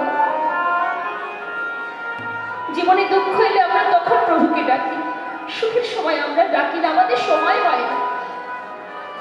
আর সেই কারণেই আমাদের একটু একটু করে সমস্ত সুখ, সমস্ত মায়ার বাঁধন ভগবান আবার কাটিয়ে দেন। শাস্ত্রে বললেন, সময় করিয়া পথটি ধরিয়া যেবা চলে দ্রুত গতি, সময়ের শেষে অনাশেষে যেন চলে যায় আপন বাসন। তুলবি যদি ছানা মাখন সকাল সকাল তোল, শিশুকালে কৃষ্ণ ভজন, বৃদ্ধতে ভজনেতে বাধাই গণ্ডগোল। মাখন তুলতে গেলে যেমন সকাল সকাল তুলতে হয়, প্রভুকে যদি ভালোই বাসতে হয় শিশুকাল থেকে ভালোবাসো, সবাই চলে গেলে আর পাবে না। আজ সুদামা চিড়ের পুটুলিটা নিয়ে যাচ্ছে, যেই না বাবা দ্বারকার কাছে এসেছে, দ্বারকার কাছে এসে সেই রাজপ্রাসাদ দেখে মনে মনে ভাবছে সুদামা, এত বড় রাজ্যের রাজা আমার বন্ধু, এই রাজ্যের রাজা। মনে মনে চিন্তা করছে, আহা, আমি যে এসেছি আমার বন্ধুর কাছে, বন্ধু কি আমার কথা মনে রেখেছে? সে কি আমায় চিনতে পারবে? সর্বঙ্গে কাদা, নোংরা, দুর্গন্ধ। মনে মনে চিন্তা করছে, আমি কি করে যাব তার কাছে? দ্বারকার বাইরে দাঁড়িয়ে, ওই রাজপ্রাসাদের বাইরে দাঁড়িয়ে চিন্তা করছে যে যে বন্ধু এই রাজ্যের রাজা, যে কিনা রাজভোগ সেবা করে, আমি তাকে আমার এই চিড়ে আমি দিতে পারবো না, তাই সেটা চুরি করে লুকিয়ে রেখেছে। এমন সময় ওই যে দাঁড়িয়ে মানে দ্বারকার ওই যে দ্বার, সেই দ্বারের যে প্রহরীরা, তারা সবাই সুদামাকে দেখে সবাই সুদামার দিকে তাকিয়ে আছে। সুদামা বলছে, এই যে ও দাঁড়ি, তোমরা বলতে পারো ওই ওই মহলে, রাজমহলে আমার কানাই আছে কিনা? दारिया बोलছে, देखो देखो इधर कोई कानाई बनाई नहीं है, हाँ? वो जो महल है ना, उसका जो राजा है उसका नाम कृष्ण। कृष्ण মনে মনে চিন্তা করছি, যেই কৃষ্ণ সেই তো কানাই। আরে ও দাঁড়ি, শোনো শোনো, যেই কৃষ্ণ সেই তো কানাই। দাঁড়ি, আমাকে একটু ছেড়ে দাও, আমি একটু ভিতরে যাই, আমি আমার বন্ধুর সঙ্গে দেখা করব। বলছি, কে তোমার বন্ধু? হ্যাঁ, কে তোমার বন্ধু? তোমার নাম क्या है? कहाँ से आए हो तुम? জিজ্ঞাসা করছে। সুদামা বলছে, আমাকে চিনতে পারবে না, আমি অনেক দূর থেকে আসছি, আমাকে একটু পথ ছেড়ে দাও, আমি ভিতরে যাই। বলছে, দেখো যা হবে না, তোমার মতো এমন একজন কাঙাল ভিখারি, সর্বঙ্গে নোংরা দুর্গন্ধ, সে কিনা আমাদের রাজার বন্ধু? সবাই অট্টহাসি হাসছে, মা তিরস্কার করছে, ব্যঙ্গ করছে। রক্ষিণী সত্যভামা বলছে, স্বামী তোমার বন্ধু এসেছে দ্বারে, তুমি আর দেরি করো না, একবার যাও। কৃষ্ণচন্দ্র বলছে, রক্ষিণী একটু অপেক্ষা করো, আজ আমার বন্ধুকে আমি কষ্ট কেন দিচ্ছি জানো? তাকে কাছে পাওয়ার জন্য। ধৈর্য ধরো। বৈষ্ণব পদকর্তা এক পাশে দাঁড়িয়ে বলছে, আহা, এই কেমন লীলা তোমার। সুদামা বলছে, আমায় একটু ভিতরে যেতে দে দাঁড়িয়ে, আমি আমার বন্ধু কানার সঙ্গে দেখা করেই চলে যাব। সবাই হাসছে, আরে এর মধ্যে একটা ভিখারি, সে কিনা আমাদের রাজার বন্ধু, তাই হতে পারে। হ্যাঁ রে, আমাকে যদি যেতে না দিস কোনো দুঃখ নেই, অন্তত তোরা তো কেউ একজন যা, গিয়ে বল। কি বলবো? তোরা গিয়ে বল যে তার বন্ধু এসেছে দাঁড়ে, যা একবার গিয়ে বল। দাঁড়ি বলছে, বেশ, তাহলে অপেক্ষা করো। তোমার নাম কি? জিজ্ঞাসা করছে, নাম কি তোমার? মহাজন এক পাশে দাঁড়িয়ে ব্রজবুলি ভাষায় বলছে, কি? देखो देखो ये गरीबी का हाल, कृष्ण के द्वार पे विश्वासी लेके आया हूँ। बचपन की याद है मेरा शान, यही सोच के आस करके आया हूँ। সেই শিশুকালের বন্ধু আমার, সেই বিশ্বাস নিয়ে আমি এসেছি গো। আরে দ্বার পালো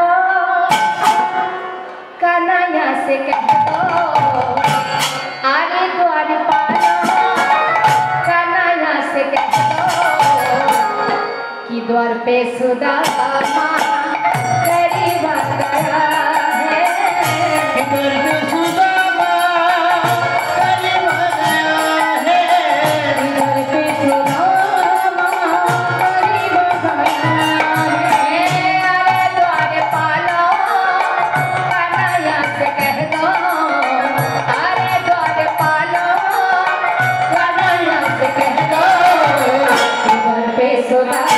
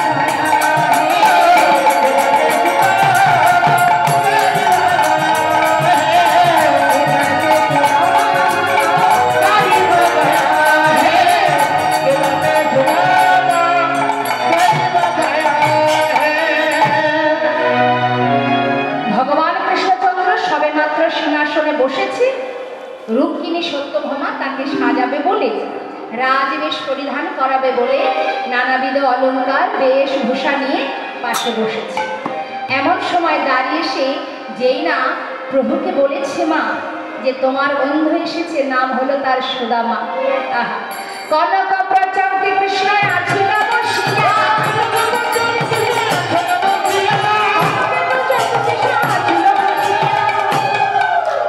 ধাইয়া চলিল আজ সুদামা শুনিয়া,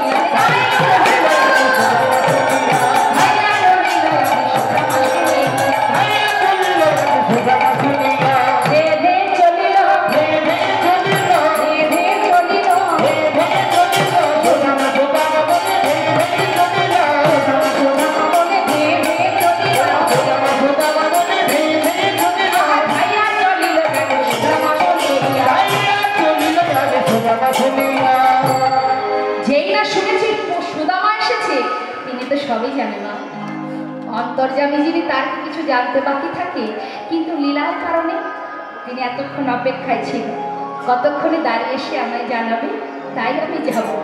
এদিকে সমস্ত দ্বারকাবাসী সুদামাকে নিয়ে ব্যঙ্গ করছে, হাসাহাসি করছে, আর সুদামার অন্তরে যেন মনে হচ্ছে কে যেন তাকে বলছে, ওরে সে রাজা, তুই ঘরে ফিরে যা, সে তোকে আর কোনো দিন জায়গা দেবে না, সে তোকে ভুলে গেছে, তুই ফিরে যা।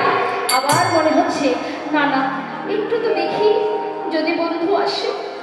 আহা, যে যাই বলুক না কেন, একটু অপেক্ষা করে দেখি যদি বন্ধু আসে।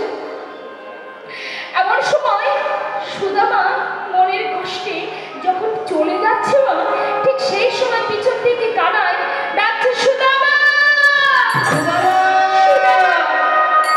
ছুটে গিয়ে সুদামাকে বুকের মধ্যে জড়িয়ে ধরেছে।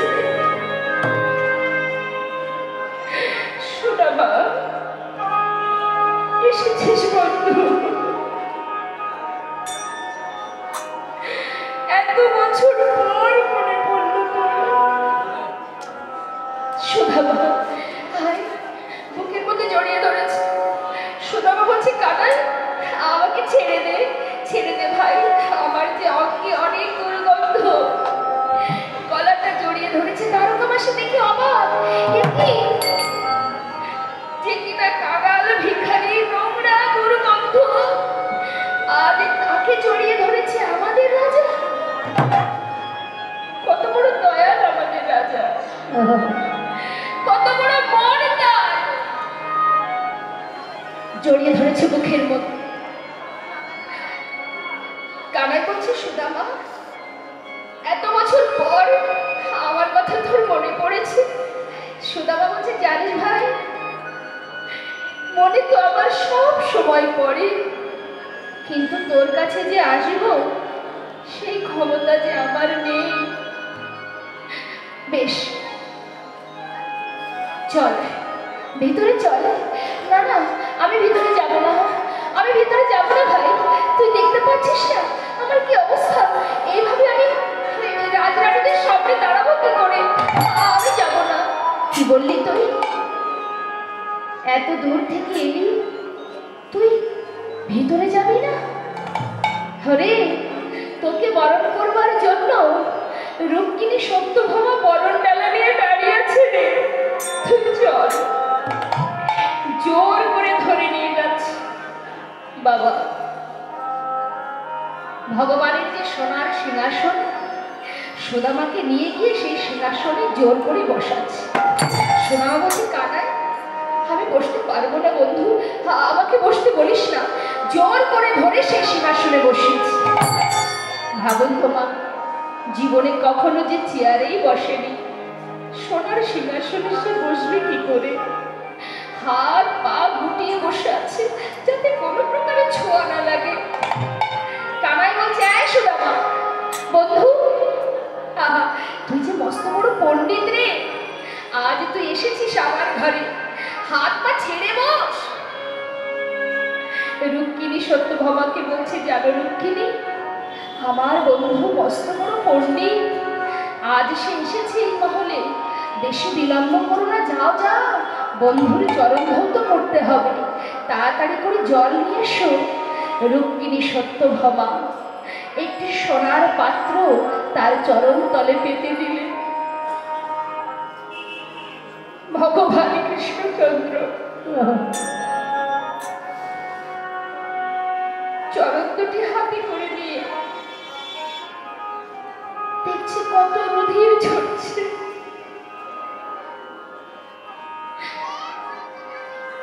সোনার থালাতে সুদামা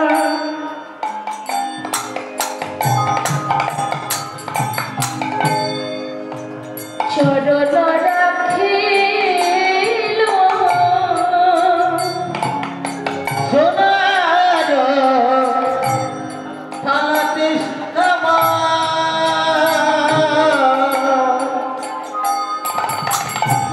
তার চরণ রাখিল সোনার থালাতে সুদামা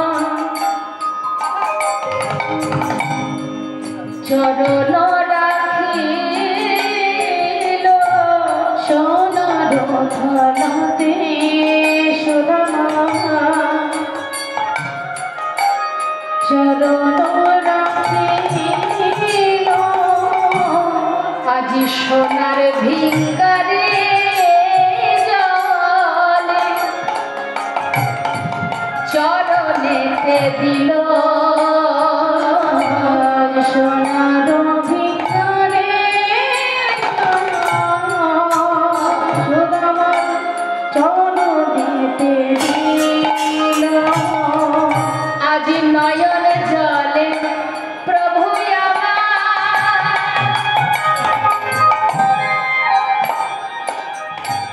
চরণ ধোয়াল দুটি নয়ন জলে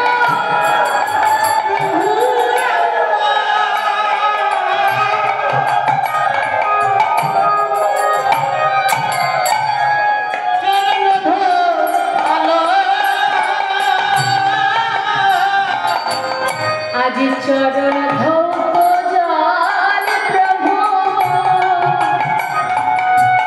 আজি বদনেতে দিল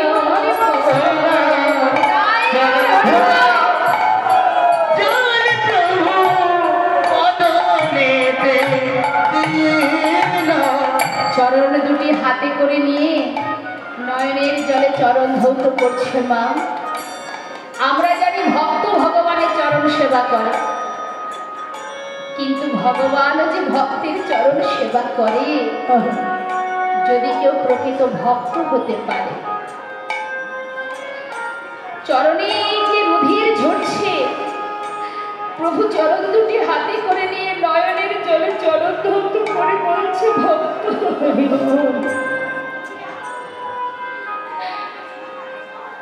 এত রুধির ঝরছে সেদিকে তোমার কোনো লক্ষ্য নেই।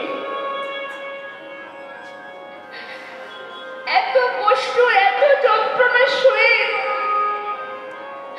তুমি আমার কাছে ছুটে এসেছো। সুদামা বল কানাই, আচ্ছা ভাই এতদিন পরে এলি, বলি আমার জন্য কিছু আনিস নি ভাই? না রে কানাই, ইচ্ছা ছিল মনে তোর জন্য কিছু আনবো, কিন্তু জানিস কোনো প্রকারে ভিক্ষা করে জীবন কাটে। আমি যে বড় অসহায় বন্ধু।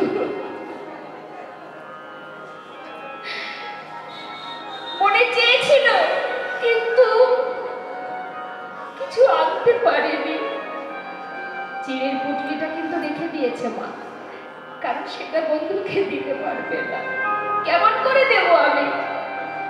কি করে দেব যে রাজভোগ সেবা করে রাজহালে থাকে, তাকে আমার এই চিড়ে আমি দেব কেমন করে?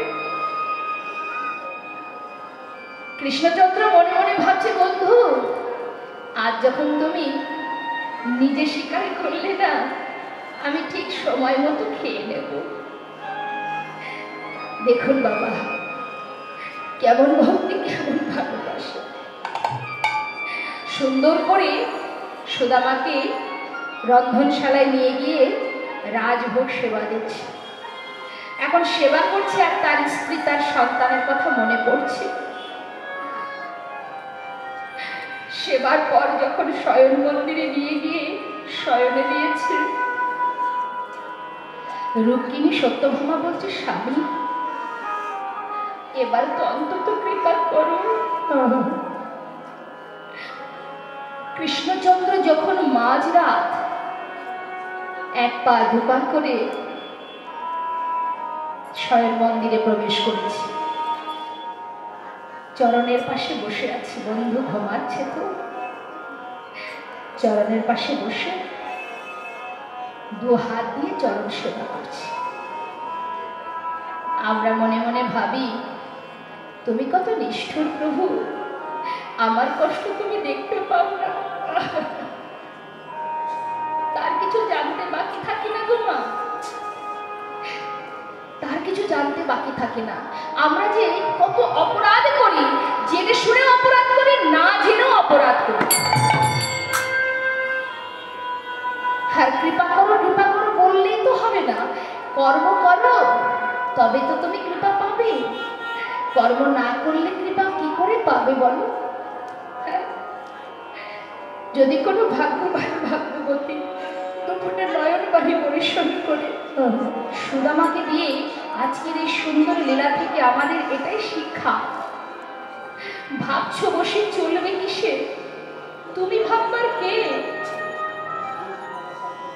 ভাবছো বসে চলবে কিসে? তুমি ভাববার কে? যার ভাবনা সেই ভাবে, তুমি ভাবো তাকে। তুমি তার চিন্তা করো।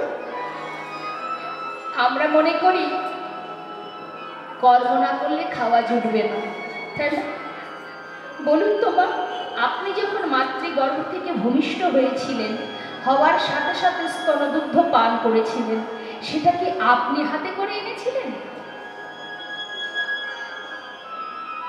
আপনি যে আসবেন এই ভূমিস্থলে, এই ধরায় আপনি যে আসবেন, আপনি আসার আগেই আপনি কি খাবেন সেটা তিনিই পাঠিয়ে দিয়েছেন। তাহলে ভরসা করলে কাকে করো? কার প্রতি তুমি ভরসা করবে? কার প্রতি তুমি নির্ভরশীল হবে? এই জগতে যাদেরকে আমরা ভরসা করি তারা কিন্তু আপনার ভরসার মানুষ নয়। ছোট্ট করে একটুখানি বলি বাবা, এর মধ্যেই মনে পড়ে গেল। এক বাবার 3 পুত্র, মন দিয়ে শুনবেন মা। বাবা দিন রাত খেটে 3 ছেলেকে মানুষের মতো মানুষ করেছে। আমরা সবাই করি, যার যেমন ক্ষমতা দিয়ে সন্তানকে মানুষ করি, তাই না? তা রাত দিন এক করে 3 ছেলেকে মানুষ করবার পর 3 ছেলে তারা প্রত্যেকে এক একটা গুণবান হয়েছে। কেউ ডাক্তার, কেউ ব্যারিস্টার, কেউ ইঞ্জিনিয়ার। এখন 3 ছেলেও বাবাকে ভালোবাসে। বাবা তুমি যে আমাদের জন্য কি করেছো বাবা, আমরা তোমাকে বড় ভালোবাসি বাবা, অনেক করেছো তুমি আমাদের জন্য। তো বাবা এত করেছো তুমি আমাদের জন্য, আমরাও তোমার জন্য অনেক কিছু করব। বাবা বড় ছেলে বলছে, বাবা তুমি যখন চলে যাবে তো বটেই, সবাইকেই যেতে হবে। তা তুমি যখন চলে যাবে বাবা, এই বাড়ির মধ্যে যতগুলো গাছ আছে তার মধ্যে একটা গাছ আছে যে গাছে খুব ভালো ভালো মিষ্টি আম হয়। তো বাবা সেই আম গাছটা কেটে সেটা দিয়েই আমি তোমার সেচ কাজটা করব। বাবার বুকটা গর্বে ভরে যাচ্ছে। গাছ যে কোনো একটা দিলেই তো হয়, ছেলে বেছে গুছিয়ে মিষ্টি আম গাছটা কেটেই আমার শেষ কাজ করবে। তাহলে কত ভালোবাসা থেকে কথাটা বলছি। মেজ ছেলে বলছে, বাবা চলে গেলে আমি বাবার জন্য বিদেশ থেকে দামি দামি পাথর এনে বাবার জন্য একটা স্মৃতি মন্দির তৈরি করব। বিদেশ থেকে আনবো, অনেক টাকা খরচ করব।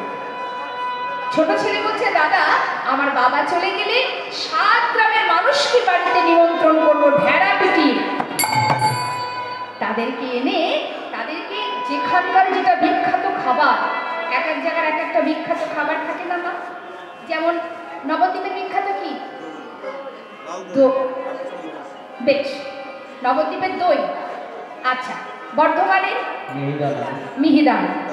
কৃষ্ণনগরের সরভাজা, বারুইপুরের, জয়নগরের, তার মানে যেখানকার যেটা বিখ্যাত সব আনবো, এনে সবাইকে প্রাণ ভরে উদার পরিপূর্ণ করে সেবা। বাবার গর্বে মুখটা ভরে যাচ্ছে।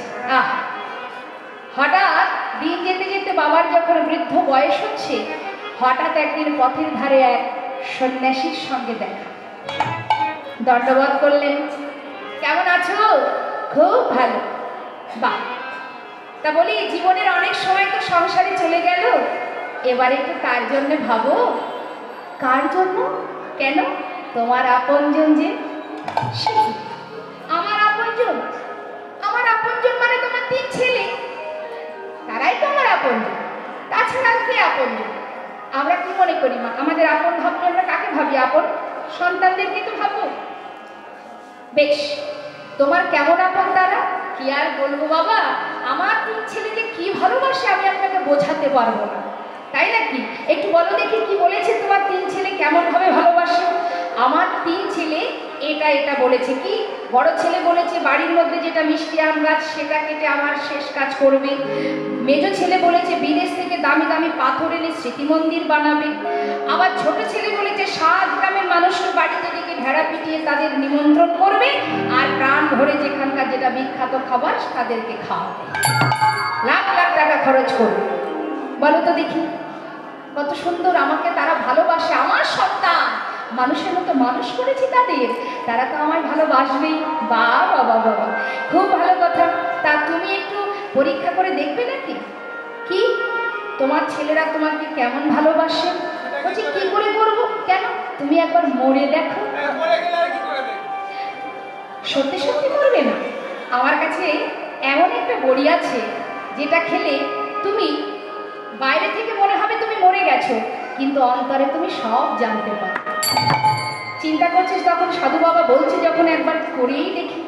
সেই বড়িটা নিয়ে ঘরে গিয়ে রাত্রি খাওয়ার পরে খেয়েছি। সকালে 7টা বেজে গেছে, 8টা বেজে গেছে, 9টা বেজে গেছে, মা বাবা ঘর থেকে দরজা খুলে বেরোচ্ছে না। কি হলো? 3 ছেলে ডাকছে, বাবা ও বাবা। 9টা বেজেছে দেখেছো? 9টা বেজে গেছে, এখনো তুমি ওঠোনি?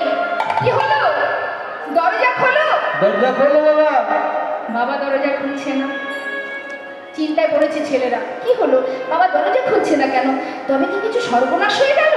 জোর করে দরজা মুষ্টা ঘাটে দরজা খুলে দেখছে বাবা ঘুমিয়ে আছে। কাছে বাবা, ও বাবা, ও বাবা, তুমি কথা বলছো না কেন? কি হয়েছে তোমার? বাবা বাবা চিৎকার করে ডাকছে। বাবা কোনো সাড়া দিচ্ছে না। পাড়া পড়শি সব ছুটে এসেছে, বাড়ি ভর্তি লোকজন, সবাই চিৎকার করে কাঁদছে। হায় হায়, মানুষটা বড্ড ভালো ছিল, এত তাড়াতাড়ি চলে যাবে বুঝতে পারেনি। সবাই কাঁদছে, 3 ভাই একে অপরকে জড়িয়ে ধরে কাঁদছে। প্রায় 2 ঘন্টা ধরে কান্নাকাটি হলো মা, যেটা আমাদের সংসারেও হয়। 3 ঘন্টা কান্নাকাটি হলো। এবার বড় ভাই বলছে, শান্ত হ ভাই, যে চলে গেছে সে তো আর আসবে না, কাঁদিস না। জানিস ভাই, বাবার শেষ কাজটা তো করতে হবে।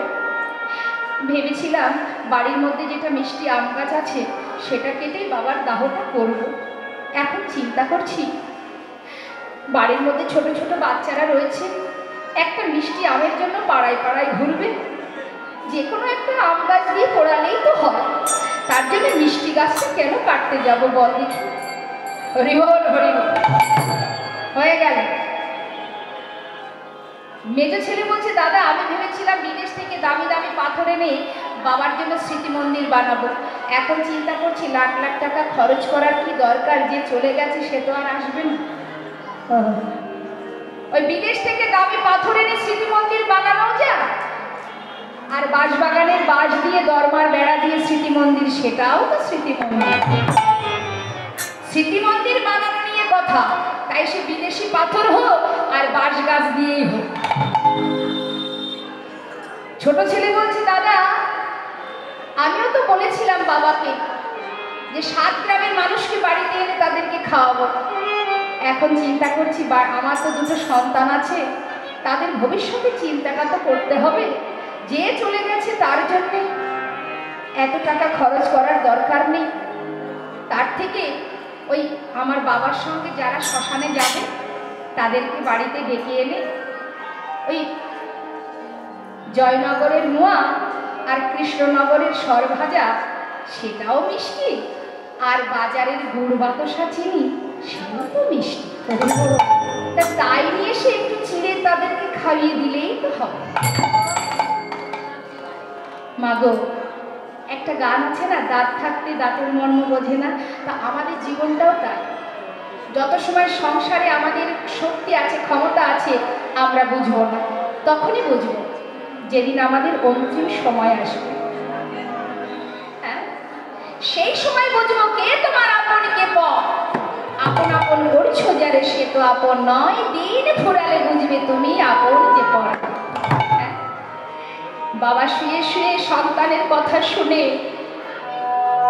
অন্তরে কাঁদছে আর বলছে, আমি কাদের জন্য ভেবেছি, কাদের জন্য সময় নষ্ট করেছি।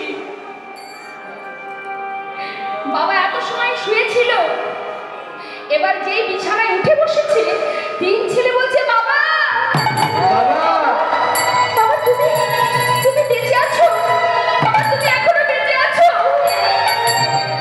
বাবা বলছে,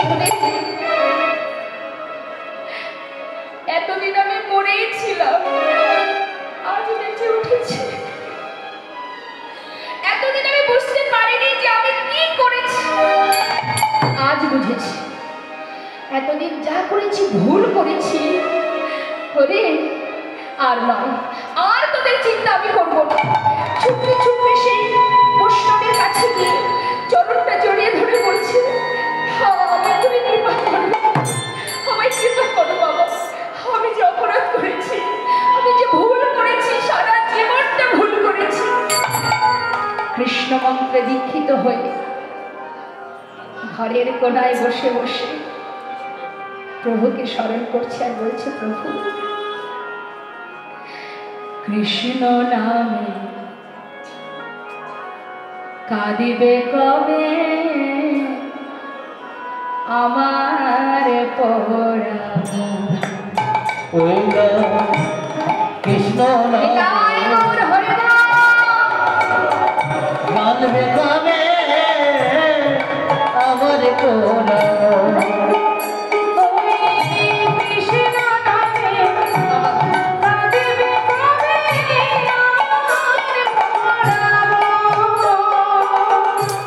কবে যাব সকল ছেড়ে, আমি কবে যাব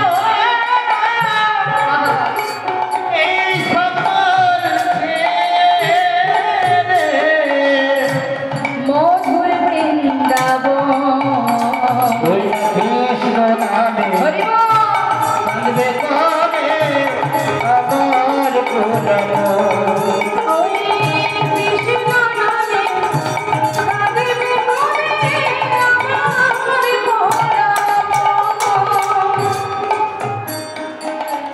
কৃষ্ণ নামে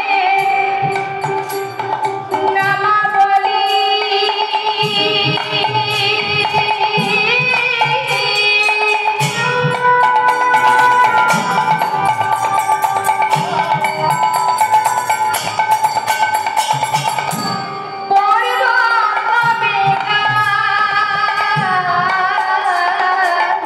কৃষ্ণ নামে ওই নাম বলি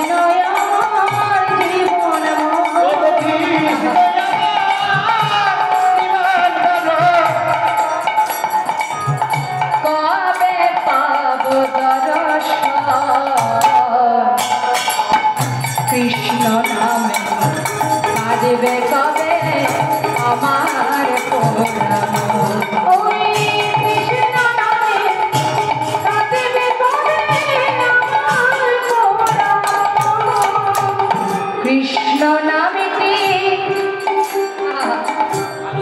কৃষ্ণ আমার কালা সোনা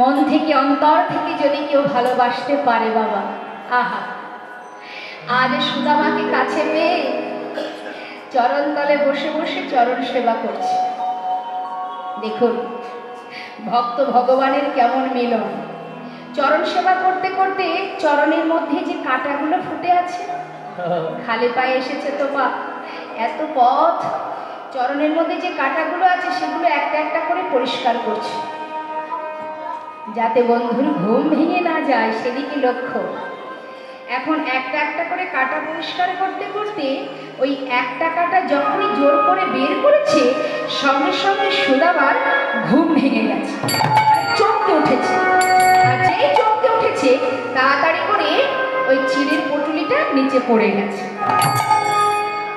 আর সেটা হাতে করে নিয়ে যখনই বদলে দিতে যাবে চিড়ের পুটুলিটা খুলছে বদলে দেবে এমন সময় সুদামা বলছে কানাই তুই খেতে পারবি না ভাই আমাকে ফিরিয়ে দে কি রে তুই আমার জন্য চিড়ে এনেছিস কিন্তু আমায় বললি না তো হ্যাঁ জানিস ভাই ক্ষীর স্বর্ণনি খেতে খেতে আমার আর মুখে কোনো রুচি নেই ও মা প্রতিদিন যদি আপনি একই খাবার খান হঠাৎ করে মনে করুন প্রতিদিন আপনি ডাল ভাত খাচ্ছেন হ্যাঁ সবজি ভাত খাচ্ছেন হঠাৎ দেখা গেল আপনার সামনে খুব সুস্বাদু মনে করুন একটু চানাচুর হোক বা একটু ফুচকা হোক হ্যাঁ হ্যাঁ যদি কেউ এনে দেয় কেমন লাগে আর ভালো লাগে ওগুলো খেতে ভালো লাগে ফুচকা খেয়েছেন কখনো খেয়েছেন মা সত্যি কথা বলবেন কিন্তু ভাল লাগে খেতে না মিথ্যা কথা ফুচকা কে না খায় সবাই ফুচকা খেতে ভালোবাসে শুকনো চিড়ে কেউ খেতে যায় মনে করুন আপনার বাড়িতে আমি গেলাম আপনি যদি এক বাটি শুকনো চিড়ে আমার সামনে দেন কি রাগ হবে তো কি আপ্যায়ন গো যাওয়ার সাথে সাথে এক বাটি চিড়ে ধরিয়ে দিয়েছে কিন্তু দেখুন ফুচকা খেলে কিন্তু বাবা তাতে পুষ্টি নেই তুষ্টি হওয়া যায় সন্তুষ্ট হওয়া যায় ওতে কিন্তু পুষ্টি নেই তাই না মা কিন্তু যদি এক বাটি চিড়ে কেউ খায় তার সঙ্গে একটু দুধ একটু কলা একটু সাথে দই সেটাতে কিন্তু উপকার আছে তাই না তা যদি কখনো কখনো একটু মুখ পাল্টানোর জন্য মুখরোচক কিছু আসে, তাহলে কিন্তু প্রতিদিনের সেই যে খাওয়াটা আর ভালো লাগে না। তাই আজ আমার গোবিন্দ বলছে, সুদামা তুই আমার জন্য চিড়ে এনেছিস, বুঝে শুনেই এনেছিস, বুঝেছি। এই যে প্রতিদিন আমি রাজভোগ খাই, সেই জন্য তুই স্বাদটা পাল্টানোর জন্য চিড়ে এনেছিস। সুদামা বলছে, কানাই তুই আমাকে চিড়েটা ফিরিয়ে দে ভাই। আমি বলছি তুই খেতে পারবি না, ফিরিয়ে দে। যখনই বদনে দিতে যাবে দেখছে ভিজানো চিড়ে। হ্যাঁ রে ভাই, কত ভালোবাসিস তুই আমায়। এনেছিস চিড়ে, আবার ভিজিয়ে এনেছিস যাতে খেতে কষ্ট না হয়। এমন ভালোবেসে তো আমাকে কেউ খাওয়ায় না রে। সুদামা বলছে, জানিস কানাই, আমি তো চিড়ে ভিজিয়ে আনিনি ভাই। পথে আসবার সময় না তোর কথা ভাবছিলাম। ভাবতে ভাবতে আমার মনে হয় আমার চোখের জলে চিড়ে ভিজে গিয়েছে, আমার চোখে জলে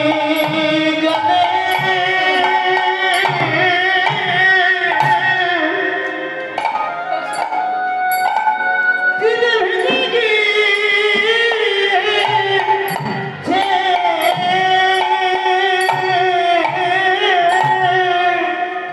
ওরে কানাই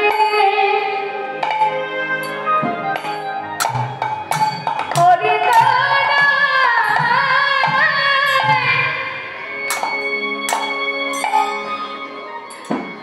তুই যে আমার জীবন।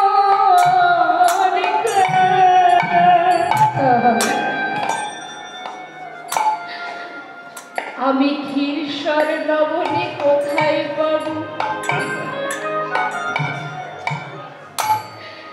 দাঁড়ে দাঁড়ে ভিক্ষা করে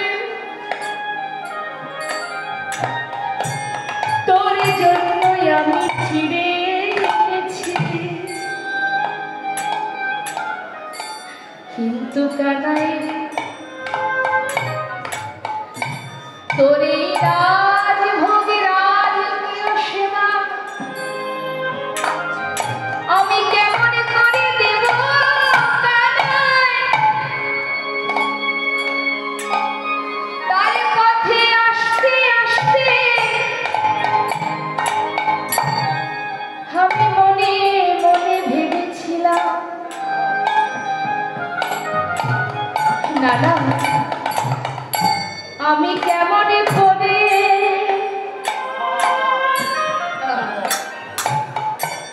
কেমন করে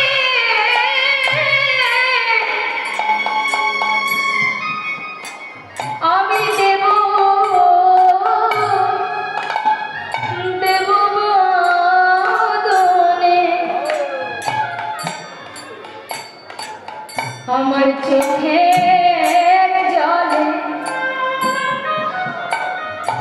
চিড়ে ভিজে গিয়েছে। ভাই আমি কেমন করে কেমন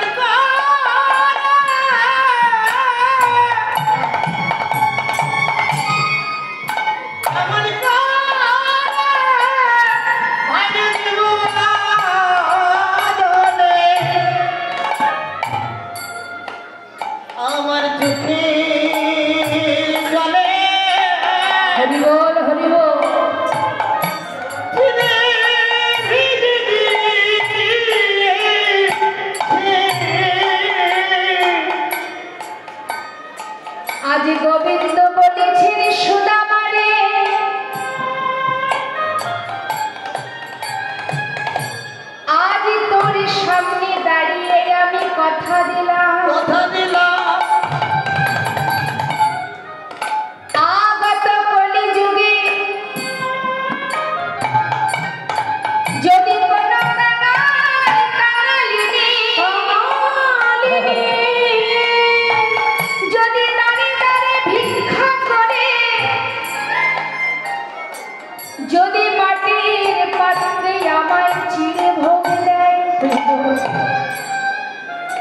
আমি গৌর হয়ে সেই ভোগ হরি বল, হরি বল, হরি বল।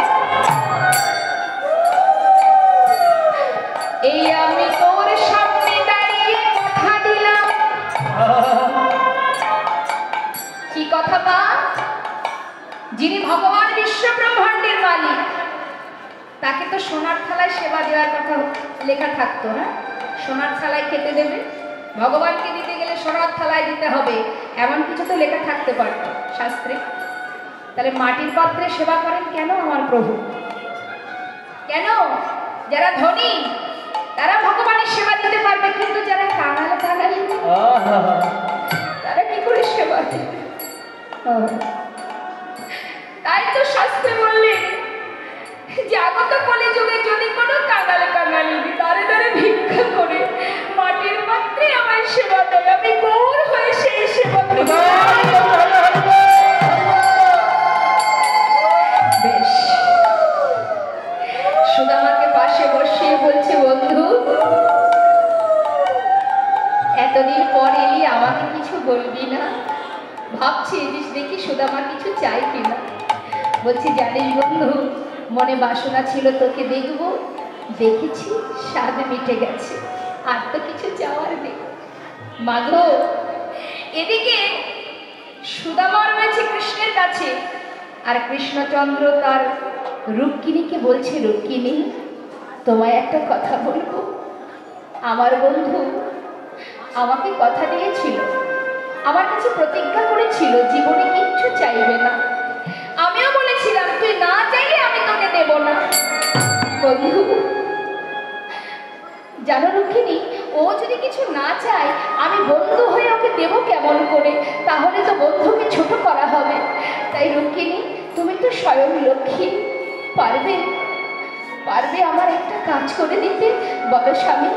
রুক্মিণী, আমার বন্ধু বড় অসহায়, ও যে বড় দরিদ্র, আমি তো কিছু দিতে পারছি না, অন্তত তুমি পারবে আমার বন্ধুর এই দারিদ্রতাকে দূর করে দিতে, সর্বসুখের সুখী করতে পারবে তুমি? স্বামী, কেন পারবো না? তুমি যদি বলো আমি নিশ্চয়ই পারবো। এদিকে সুদামা রয়েছে ঘরে, আর রুক্মিণী স্বয়ং বিশ্বকর্মাকে নিয়ে তার রাজপ্রাসাদ বানিয়ে সর্বসুখী সুখী করলেন। এমন সময় কিছুদিন পর যখন সুদামা চলে যাবে বাবা, কানাই জিজ্ঞাসা করছে, হ্যাঁ রে বন্ধু কিছু বলবি না? যা বন্ধু, আমি তোকে বলছি তোর কোনো কষ্ট থাকবে না, কোনো দুঃখ থাকবে না। সুদামা বলছে, আমার এত কষ্ট এত দুঃখ কি জানে না? ও বললো কি করে কোনো দুঃখ থাকবে না? কিন্তু বাবা, তার আগেই তো সর্বসুখে তাকে সুখী করেছি। এখন সুদামা বিদায় নিয়ে যেই না গেছে, আর খুঁজে পাচ্ছে না তার স্ত্রীকে, গেল কোথায়? চারিধারে দেখতে দেখতে দেখছে বিশাল রাজপ্রাসাদ। মনে মনে ভাবছে নিশ্চয়ই কোনো ধনী ব্যক্তি এখানে এই রাজমহল তৈরি করেছে, কিন্তু আমার গিন্নি কোথায়? এই গাছতলায় তো বসেছিল, আমি তো খুঁজে পাচ্ছি না। হঠাৎ দেখছে সুশীলা রুক্মিণীর মতো রাজরানীর বেশে বরণডালা হাতে নিয়ে স্বামীকে নিতে এসেছে বরণ করতে। স্বামীকে এসে বরণ করে ঘরে নিয়ে গিয়ে বলে, স্বামী তুমি কিছু না চাইলে কি হবে? তোমার বন্ধু সে যে সুখে থাকে সেই সুখ তোমাকে দান করেছে।